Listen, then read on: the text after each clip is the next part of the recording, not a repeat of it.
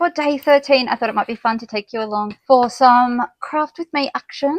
Let's catch up on my art journal advent. So prompt 1 was start here. 2 was simplicity, so very simple with some hidden journaling tucked in there. That does slide out with some hidden journaling. Then we have pursue your passion, day 3. Started day 4 as fearless. I want to use these rocks in day 5, which is discover, because that reminds me of going dinosaur hunting in North Queensland on our trip. Day 6, magic moment. I have nothing. Day 6 was a really tricky one for me in real life, so I'll come back to that one. I may even leave it till the end. Day 7 is silence, so just a really simple mixed media kind of page there. This is for the sweetness of doing nothing, so I've kind of got a little pull out thing and some journaling in here. There's nothing on the back, that's just the back of the page. I just found this in a magazine and it just felt really chill, my kind of version of doing nothing. Maybe taking some photos, sipping on a coffee, maybe doing some computer work. So that's what I've got there for day 8. So I need to do some catch up. Today's day 13, confetti. Let's see, so that's 8. So dreamy, letting go, keep, ups and downs, and confetti. Let's see if we can make some magic. I think I actually might start, I'm just going to gel press straight on here just a little bit. So confetti.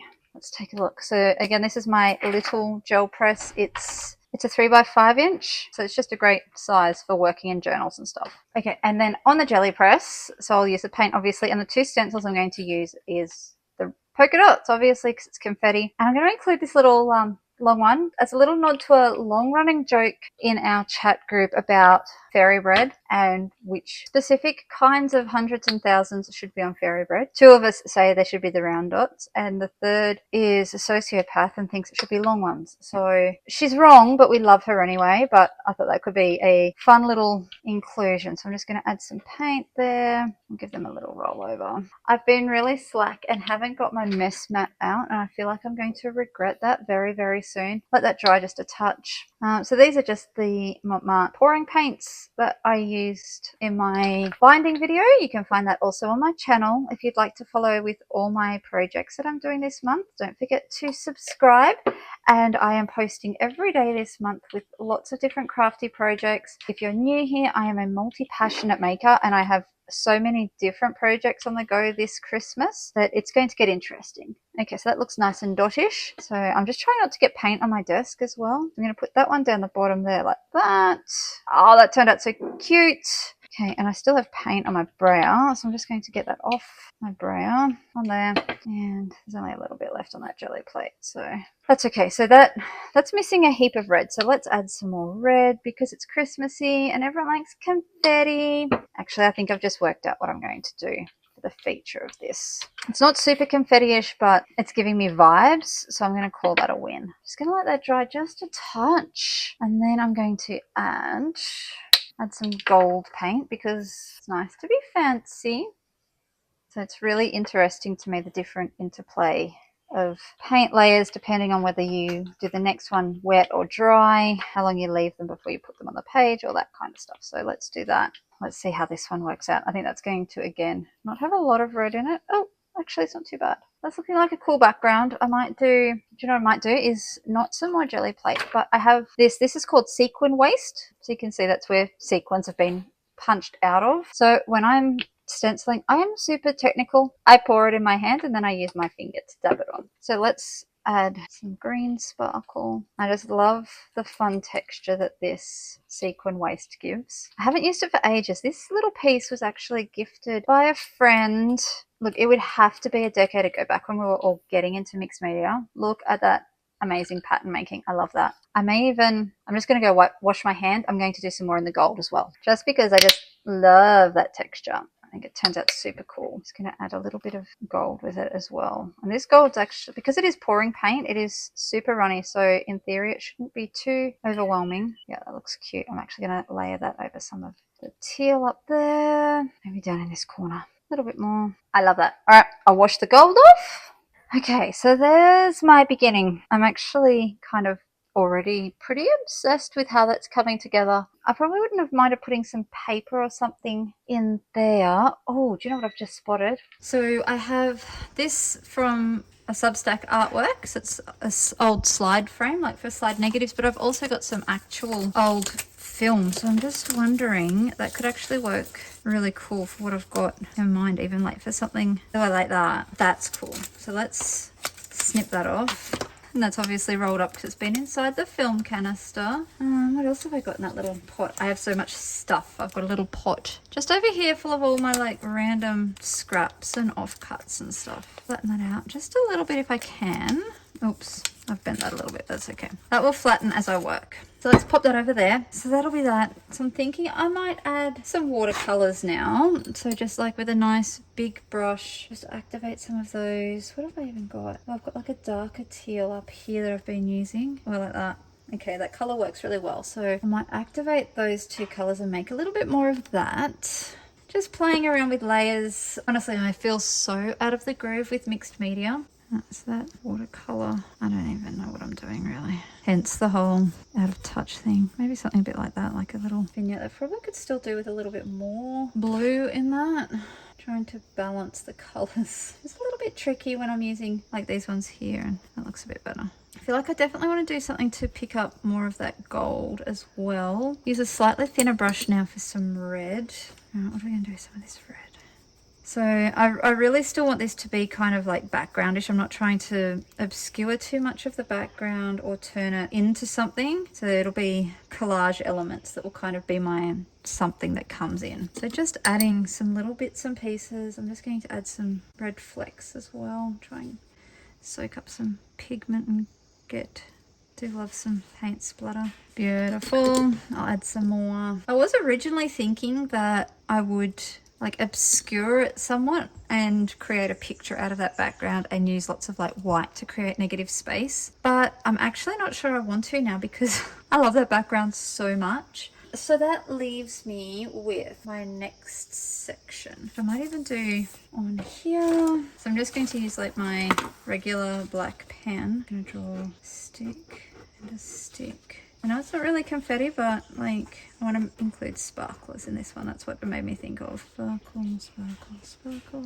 They look kind of sparklerish, don't they? I do need to let that dry. I want to rip that. Oh, that's gonna look so cute. Oh, see, I'm rushing, which is not going to end well. So I'm actually going to stick that there so that the back of that can dry and the ink can dry. I may even do a couple of bits of, so there's a smaller bit. So I might just even do just like a little bit of sparkles to include in there. And I can either cut these out or leave them just as flyaway sparkles up the top or something. I don't like that quite as much as I liked that one, but it still looks cool. I also pulled out this dot stencil and I thought maybe I could use it with just some white at the end to put it all together. So that's my plan at this stage, is wait for this to dry, wait for those to dry, and then film, slide, and the sparklers. It's not super confetti-ish, but that's where my brain's leading me right now. I do also have a red Posca pen, so I might even just do some, I don't know.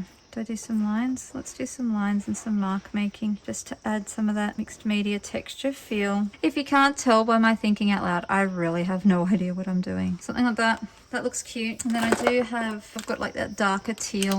So I could even do like some little polka dots maybe. Another favorite mark making is little plus signs, so which could work really well in this context actually. So okay, I think that's almost enough, and I'm just worried if I keep fiddling, it's going to look too much. So I'm thinking when I pull it all together, I have that, I really like that cut angle there, be something like that maybe, and then, I don't know, maybe on top. What does it look like underneath? I mean, I could do it underneath and then have the sparkles fly off, or I could just have it up the top, over to the side, down towards the bottom. Maybe even just something like that could look cute. So I don't mind that. So I could do that and then take off these other sparkles and have extra sparkles like up there like that maybe. It could be cute. And so the sparklers come down here like this. Almost dry.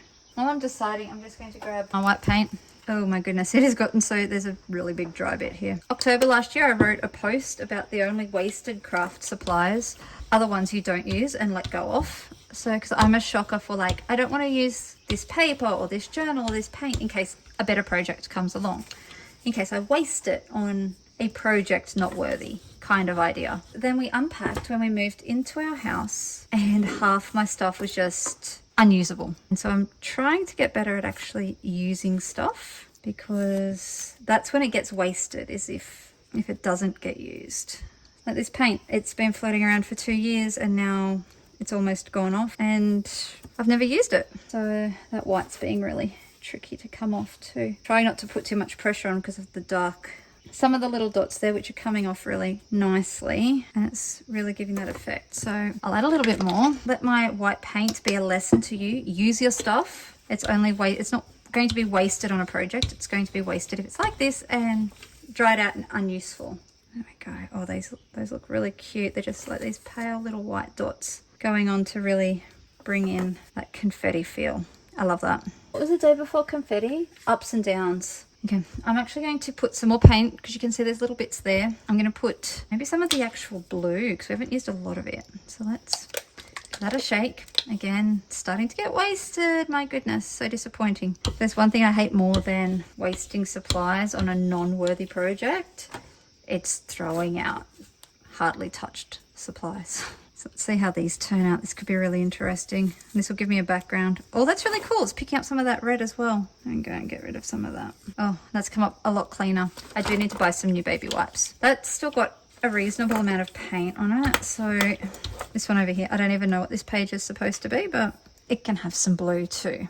So Jolly printing is really forgiving in that you can get so much out of a single print. I'll get some baby wipes in town and clean that up. I think this is just about ready to put together. Film, ooh, maybe like that on the side. Or what if I go under and do like that and I just have that strip going up, and so then I can add like more little, spread them out further as I go up so it gives the impression of sparkles flying up. I actually really love that. Okay, so this is a very technical process. I'm gonna pull that back and just put just a touch of tape on there just to tack that one in place, and then lift that up, run all the way up.